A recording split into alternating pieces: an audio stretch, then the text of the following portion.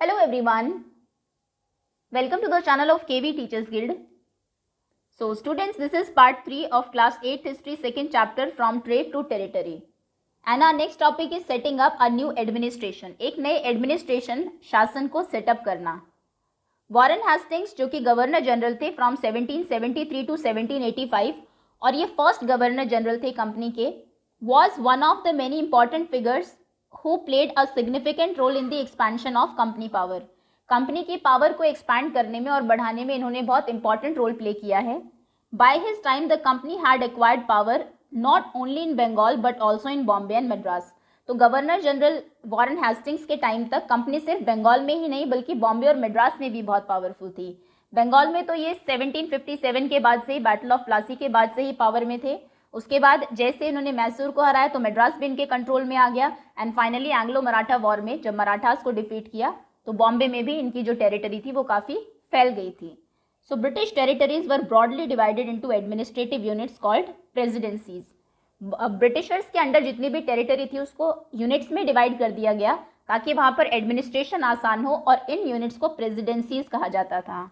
There were 3 presidencies, पहले 3 presidencies थी, Bengal, Madras and Bombay. Each were ruled by a governor. अब तीनों ही प्रेसिडेंसीज में गवर्नर हुआ करता था, बंगाल गवर्नर, मद्रास का governor and Bombay governor. The supreme head of the administration was the governor general और इन तीनों का भी सुप्रीम, इन तीनों का हेड होता था governor general. Warren Hastings the first governor general introduce several administrative reforms. इन्होंने कुछ एडमिनिस्ट्रेशन में रिफॉर्म्स, कुछ सुधार किए, notably in the sphere of justice, specially justice, न्याय के मामले में. From 1772 a new system of justice was established. 1772 के बाद जस्टिस के लिए, न्याय के लिए एक नया सिस्टम स्टैब्लिश किया गया. Each district was to have 2 courts. हर एक डिस्ट्रिक्ट में 2 कोर्ट्स होंगे. अ क्रिमिनल कोर्ट जिसको कि फौजदारी अदालत बोलते थे एंड अ सिविल कोर्ट, दीवानी अदालत. क्रिमिनल कोर्ट में क्राइम से रिलेटेड मारपीट, लड़ाई, असॉल्ट, थेफ्ट, ये केसेस सॉल्व किए जाते थे एंड जो अदर केसेस थे लैंड एंड बिजनेस से रिलेटेड वो सिविल कोर्ट में जाते थे. Maulvis and Hindu pandits interpreted Indian laws for the European district collector who presided over civil courts. अभी सिविल कोर्ट्स में जज कौन होता था, उसको प्रिजाइड कौन करता था? डिस्ट्रिक्ट का कलेक्टर. और उसको यहाँ के इंडियन लॉ को इंटरप्रेट करके कौन बताया करता था, इंडियन लॉज का मतलब कौन बताता था? मौलवीज एंड हिंदू पंडित्स, इनको भी रखा जाता था सिविल कोर्ट में. The criminal court were under a qazi and a mufti but under the supervision of the collectors. लेकिन क्रिमिनल कोर्ट में जज होता था काजी एंड उसको जो लॉ समझाता था उसका नाम वो था मुफ्ती. सो क्रिमिनल कोर्ट में ब्रिटिशर्स ने इनको ही रहने दिया लेकिन कलेक्टर उनको सुपरवाइज करता था, उन पर निगरानी रखता था. अब इन दोनों वर्ड्स को देख लेते हैं. काजी मीन्स अ जज and mufti a jurist of the Muslim community responsible for expounding the law that the qazi would administer. So mufti का क्या नाम था? ये मुस्लिम कम्युनिटी का ज्यूरिस्ट होता था जो कि एक्सपाउंड करता था, एक्सप्लेन करता था लॉ को काजी के लिए. Okay. A major problem was that the Brahmin Pandits gave different interpretations of local laws based on different schools of the धर्म शास्त्र. अभी एक प्रॉब्लम ये भी थी कि ब्राह्मण पंडित्स अलग अलग मतलब बताया करते थे लोकल लॉज का, उन कानूनों का, क्योंकि वो धर्मशास्त्र की अलग अलग स्कूल में बिलीव करते थे. धर्मशास्त्र क्या है? संस्कृत के कुछ टेक्स्ट हैं जो प्रिस्क्राइब करते हैं कि सोशल रूल्स क्या होने चाहिए, कोड ऑफ बिहेवियर, आपका बिहेवियर कैसा होना चाहिए, और इनको कंपोज किया गया है before common era 500 onwards. To bring about uniformity, अब इनमें यूनिफॉर्मिटी लाने के लिए, एक समानता लाने के लिए, in 1775 11 pandits were asked to compile a digest of Hindu laws. उनको 11 पंडित्स को इस चीज़ के लिए रिक्रूट किया गया कि जितने भी हिंदू लॉज हैं वो उनको कंपाइल करके डाइजेस्ट प्रिपेयर करेंगे. N B. Halhed translated this digest into English. फिर एन.बी. हालहेड ने ये जो संस्कृत में उन्होंने कंपाइल किए थे सभी लॉज, इनको इंग्लिश में ट्रांसलेट किया. By 1778 a code of Muslim laws were also compiled for the benefit of European जजेस. यूरोपियन जजेस को बेनिफिट पहुंचाने के लिए, ताकि उनको पता लगे हिंदू लॉज क्या है, मुस्लिम लॉज क्या है, और उसी के अकॉर्डिंग वो अपनी जजमेंट दे. तो दोनों के डिफरेंट लॉज को कंपाइल करा लिया गया. Under the regulating act of 1773 a new supreme court was established. Regulating act 1773 में एक नया सुप्रीम कोर्ट भी बना, ये तो हमने डिस्ट्रिक्ट कोर्ट्स के बारे में पढ़ा था। While a court of appeal, एक कोर्ट ऑफ अपील भी बना। The Sadr Nizamat Adalat was also set up at Calcutta, Calcutta में सदर निजामत अदालत भी बनी। The principal figure in an Indian district was the collector. अभी डिस्ट्रिक्ट में जो प्रिंसिपल फिगर थी, यानी कि जो एक इम्पॉर्टेंट पोस्ट थी, वो थी कलेक्टर की। एज द टाइटल सजेस्ट, जैसे कि कलेक्टर टाइटल से ही पता लग रहा है, कलेक्ट करना, यानी कि his main job was to collect revenue and taxes. उसका मेन काम था टैक्सेस को, रेवेन्यू को कलेक्ट करना, and maintain law and order in his district, और अपने डिस्ट्रिक्ट में लॉ एंड ऑर्डर को मेंटेन करना, कानून व्यवस्था को बनाए रखना, विद द हेल्प ऑफ जजेस, जजेस की, पुलिस ऑफिसर्स की, एंड दरोगाज की हेल्प से। हिज ऑफिस द कलेक्ट्रेट, उसका जो ऑफिस था collectorate, became the new centre of power and patronage that steadily replaced previous holders of authority.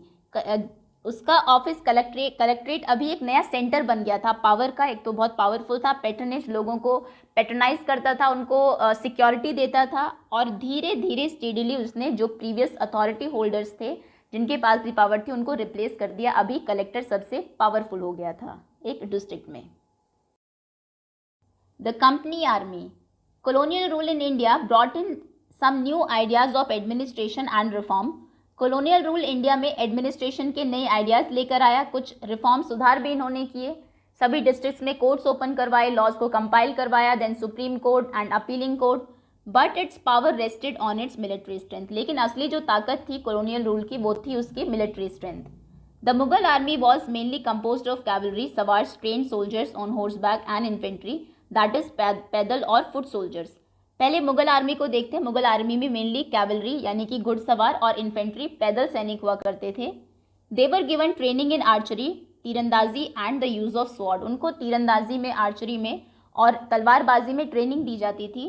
The cavalry dominated the army, mainly army में cavalry ज़्यादा होती थी, घुड़सवार ज़्यादा होते थे। And the Mughal state did not feel the need to have a large professionally train infantry, और Mughal state को ऐसा लगता था कि ज़्यादा इन्फेंट्री रखने की, पैदल सैनिक रखने की उन्हें ज़रूरत नहीं है। इसका रीज़न ये था कि the rural areas had a large number of armed peasants, गांव में बहुत सारे आर्म्ड पीजेंट्स हुआ करते थे, किसान जो थे उनके पास भी हथियार होते थे, तो अगर ज़रूरत पड़ी किसी वॉर में पैदल सैनिकों की तो उनको बुला लिया गया। And the local zamindars often supplied the Mughals with पैदल सोल्जर्स, और जो लोकल ज़मींदार थे वो भी उनको पैदल सोल्जर सप्लाई कर दिया करते थे, तो मेनली वो कैवलरी रखते थे।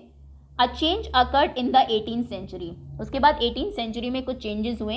When Mughal successor states like Awadh and Benares started recruiting peasants into their armies, जब उन्होंने पीजेंट्स को, किसानों को अपनी आर्मीज में रिक्रूट करना, भर्ती करना शुरू कर दिया, and training them as professional soldiers, और ऐसा नहीं कि सिर्फ क्योंकि उनके पास कुछ हथियार है तो उनको वॉर में बुला लिया, प्रॉपर उनको ट्रेनिंग दी गई as professional soldiers.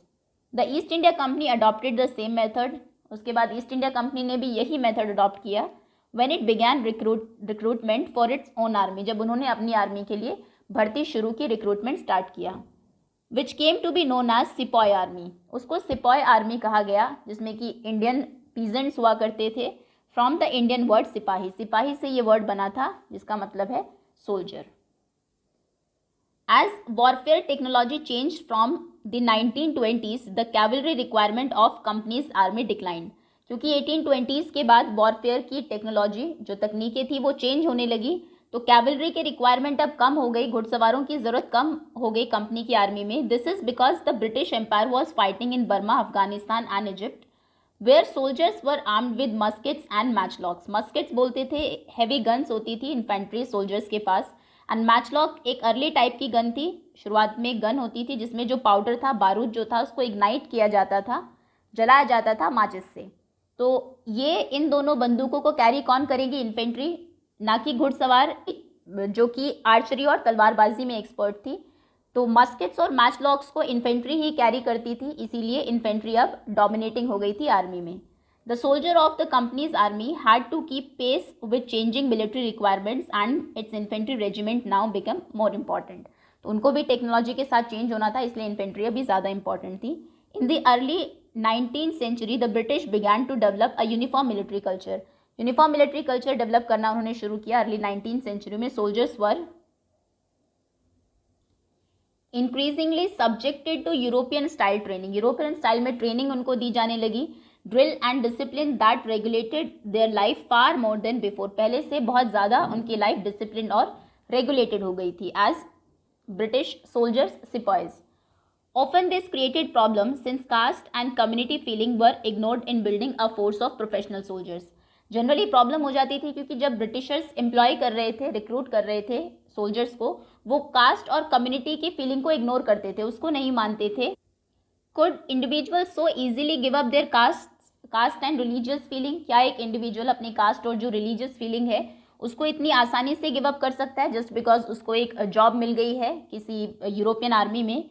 Could they see themselves only as soldiers? क्या सिर्फ वो खुद को सोल्जर्स की तरह ही देखते हैं and not as members of community, और अभी अपनी कम्युनिटी के मेंबर्स वो नहीं रहे हैं? What did the sipahis feel? सिपाही कैसा फील करते थे? How did they react to the changes in their lives and their identity? उनकी लाइफ में जो चेंजेस हो रहे थे, उनकी आइडेंटिटी जैसे चेंज की जा रही थी, वो उसको कैसे देखेंगे? That is their sense of who they are.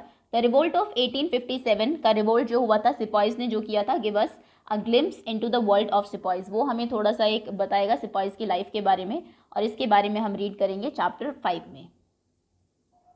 ये पिक्चर आपको गिवन है, a sowar of Bengal in the service of company. Bengal का एक सवार है कंपनी की सर्विस में, painted by unknown Indian artist 1780. उस टाइम तक इंडियंस में नेशनलिज्म की कोई फीलिंग तो थी ही नहीं, तो जिन्होंने उसको रिक्रूट किया उसी के लिए ही वो लॉयल थे, जो कि ब्रिटिशर्स थे, कंपनी थी उस टाइम पर. After the battle with the Marathas and the Mysore rulers, the company realise the importance of strengthening its cavalry forces. Marathas और मैसूर के रूलर्स के साथ जब लड़ाई हुई तो कंपनी को लगा कि उसे उसकी कैवलरी फोर्सेस को, घुड़सवारी की जो फोर्सेस है उसको भी इंक्रीज करना चाहिए. अभी कंक्लूजन क्या निकलता है इससे? Thus the East India Company was transformed from a trading company to a territorial colonial power. तो ईस्ट इंडिया कंपनी जो कि यहाँ पर ट्रेडिंग के लिए आई थी, व्यापार के लिए आई थी, वो अभी कन्वर्ट हो गई थी, ट्रांसफॉर्म हो गई थी एक कॉलोनियल पावर में. The arrival of new steam technology in the early 19th century, early 19th century में स्टीम इंजन्स आ गए थे, देन स्टीम शिप्स बनने लगे, ऑल्सो एडेड दिस प्रोसेस, उन्होंने भी इस प्रोसेस में हेल्प की. Till then it would take anywhere between 6 and 8 months to travel to India by ship. India by ship आने में इससे पहले 6 से 8 महीने लगा करते थे. स्टीम शिप्स ने इस टाइम को रिड्यूस किया और जर्नी टाइम अभी सिर्फ 3 वीक्स का रह गया था, जिसने इनेबल किया और ब्रिटिशर्स को और उनकी फैमिलीज़ को कि वो आए इंडिया जैसी कंट्री में और यहाँ पर आकर बस जाए. By 1857 the company came to exercise direct rule over about 63% of the territory. लगभग 63% टेरिटरी में 1857 तक इनका डायरेक्ट रूल था. And 78% of the population of the Indian subcontinent, और इंडियन सब कॉन्टिनेंट की 78% पॉपुलेशन पर, जो कि 63% टेरिटरी में रहती थी, combined with its indirect influence on the remaining territory. बाकी जो रिमेनिंग टेरिटरी थी उस पर इनडायरेक्ट इन्फ्लुएंस था. डायरेक्ट भले ही रूल ना कर रहे हो लेकिन इन्फ्लुएंस करते थे वहाँ के जो रूलर्स थे उनके डिसीजन को ये, and population of the country. The East India Company has virtually the whole of India under its control. देखा जाए तो एक तरीके से पूरे ही इंडिया को इन्होंने अपने कंट्रोल में ले लिया था. नाउ एल्सवेयर, अभी देखते हैं कि इस टाइम पर बाकी अदर प्लेसेस पर क्या चल रहा था. Slave trade in south Africa. Slave trade में क्या होता था, लोगों को स्लेव दास बना लिया जाता था, उसके बाद उनको खरीदते थे, बेचते थे, उनकी ट्रेडिंग होती थी. तो साउथ अफ्रीका की कंडीशन उस टाइम पर बहुत ही ख़राब थी. The Dutch trading ships reached Southern Africa in the 17th century. 17th century में साउथ अफ्रीका में डच के ट्रेडिंग शिप्स पहुंचते हैं. Soon a slave trade began, और जल्दी ही स्लेव ट्रेड शुरू कर देते हैं. People were captured, लोगों को कैप्चर किया गया, चेन से बांध के रखा गया और स्लेव मार्केट्स में बेचा गया. स्पेशली मार्केट्स होती थी स्लेव्स के लिए. When slavery ended in 1834 में जब स्लेवरी को ख़त्म किया गया, there were 36,774 privately owned slaves at the Cape. Cape जो कि अफ्रीका का सदर्न मोस्ट पॉइंट है, ऊपर मैप में हमने देखा भी था, केप ऑफ गुड होप. तो उस टाइम पर वहाँ 36,000 से ज़्यादा स्लेव्स थे. A visitor to Cape in 1824 has left a moving account of what he saw at a slave auction. Slave का ऑक्शन चल रहा था, नीलामी चल रही थी, उसने जो वहाँ पर देखा, एक विजिटर ने उसके बारे में लिखा है. Having learn that there was to be sale of cattle, farm stock etcetera by auction. ये वो विजिटर लिख रहा है कि हमें पता लगा, सुनने में आया कि वहाँ पर ऑक्शन चल रहा है, नीलामी चल रही है कैटल की, जानवरों की, एंड फार्म स्टॉक्स की. वी हॉल्टेड आर वैगन, तो हमने अपनी गाड़ी को रोक लिया. For the purpose of procuring fresh oxen, कि हम भी कुछ फ्रेश बैल ले लेते हैं अपनी गाड़ी के लिए। अमंग द स्टॉक, और जानवरों के बीच में, was a female slave and her 3 children, एक फीमेल स्लेव थी और उसके 3 बच्चे थे। The farmers examined them as if they had been so many head of cattle, और फार्मर्स उनको ऐसे एग्जामिन कर रहे थे, फीमेल एंड उनके तीनों बच्चों को, जैसे कि वो इंसान ना हो के कोई हेड ऑफ कैटल हो, जानवर ही हो। देवर सोल्ड सेपरेटली, उनको अलग बेचा गया, फीमेल को अलग एंड उसके तीनों बच्चों को अलग, टू डिफरेंट परचेजर्स, अलग अलग परचेजर्स को। The tears, the anxiety and the anguish of the mother while she cast hard friending look upon her children, जब वो अपने बच्चों को देखती है तो जो टीयर्स, जो आंसू थे उनकी आंखों में, तो जो एंग्जाइटी थी और जो एंग्विशनेस थी, जो गुस्सा था उनकी मदर की आंखों में, and the simplicity and touching sorrow of the poor young ones while they clung to their distracted parent. वहीं बच्चों में, जो छोटे बच्चे थे, उनमें एक सिंप्लिसिटी, एक दुख था जब वो अपने पेरेंट्स से अलग हो रहे थे।